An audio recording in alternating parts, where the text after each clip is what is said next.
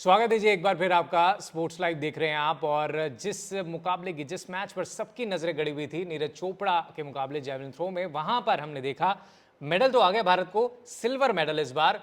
Tokyo Olympics में gold medal आया था, लेकिन इस बार सिल्वर मेडल से हमें संतुष्ट करना पड़ेगा। लेकिन भारत की मेडल टैली को नीरज चोपड़ा ने बढ़ाया, अपने रिकॉर्ड को तोड़ा और पांचवा मेडल भारत की झोली में डाला नीरज चोपड़ा ने। लेकिन अनुभव, अरशद नदीम, पाकिस्तान के अरशद नदीम ने एक वर्ल्ड रिकॉर्ड कायम किया। देखिए, पाकिस्तान के अरशद नदीम इस कंपटीशन में जब आते हैं, उससे पहले इंजरी कंसर्न्स रहती है अरशद नदीम के साथ। मेजर टूर्नामेंट्स भी मिस करते हैं अरशद नदीम। पेरिस ओलंपिक्स में आने से पहले एशियन गेम 2023 में हमें अरशद नदीम नहीं दिखे थे, लेकिन पेरिस ओलंपिक्स 2024 में मजबूत तैयारियों के साथ अरशद नदीम आते हैं। 90 मीटर का मार्क हम नीरज चोपड़ा से क्रॉस करने की बात करते हैं। क्वालिफिकेशन राउंड्स में नीरज ने 89.34 मीटर थ्रो किया था।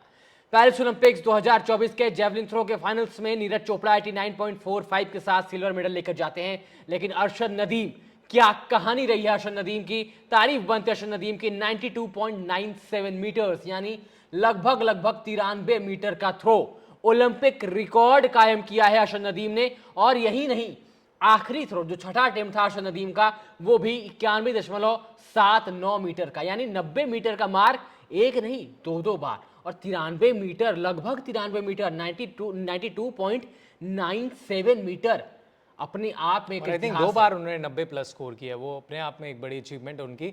लेकिन नीरज चोपड़ा की अगर हम बात करें तो 4 तो फाउल थे उनके, उससे बहुत ज़्यादा निराशा उनके चेहरे पर भी नजर आई। हालांकि देश को उन्होंने एक बड़ा पदक दिलाया, सिल्वर मेडल अभी तक इस पूरे ओलंपिक्स में नहीं आया, सिल्वर मेडल लेकर के आए हैं, वो बहुत खुशी की बात है। लेकिन 4 फाउल, उनका मलाल जरूर रहेगा उनको।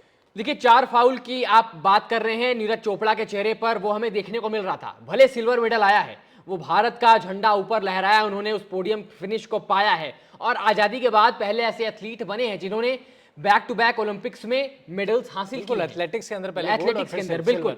लेकिन नीरज चोपड़ा से अगर आप जाके पूछेंगे कि कितने संतुष्ट हैं आप, शायद वो भी नाखुश होंगे अपने अटेम्प्ट्स में। शायद वो भी कहेंगे कि नहीं, ये मेरा बेस्ट नहीं था, मेरा बेस्ट इससे भी बेहतर है, मेरा बेस्ट 89.45 नहीं था, शायद ये मेरा दिन नहीं। क्योंकि 6 में से 4 अटेम्प्ट जो थे उनके फाउल थे। बहुत फ्रस्ट्रेटेड दिखे नीरज, बहुत परेशान दिखे जब वो लगातार बैक टू बैक फाउल्स हमें देखने को मिल रहे थे। तो नीरज चोपड़ा 89.45 मीटर, बिल्कुल उससे संतुष्ट नहीं होंगे। लेकिन हाँ, देश को खुशी दी है, बड़ी उपलब्धि दी है, और सिल्वर मेडल भी पाना आसान बात नहीं है।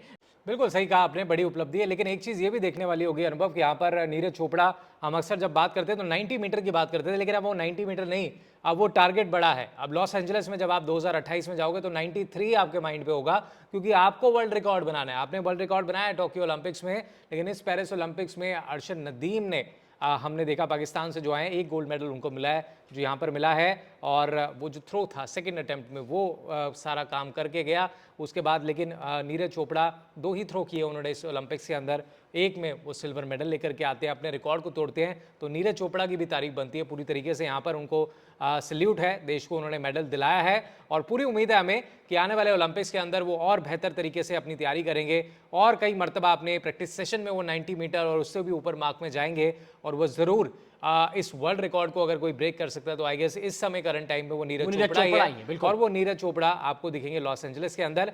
लेकिन आज अगर हम देखें, जो हमने देखा कल के समय मुकाबला जो हुआ, उसमें भारत को 5वां मेडल दिलाया नीरज चोपड़ा ने। पहले हॉकी में देखा हमने, पाकिस्तान को अरशद नदीम ने 2024 पेरिस ओलंपिक्स का पहला मेडल दिलाया है। और अरशद नदीम क्या कमाल की थ्रो करी है, 92.97 मीटर अरशद नदीम, नीरज चोपड़ा 89.45 मीटर।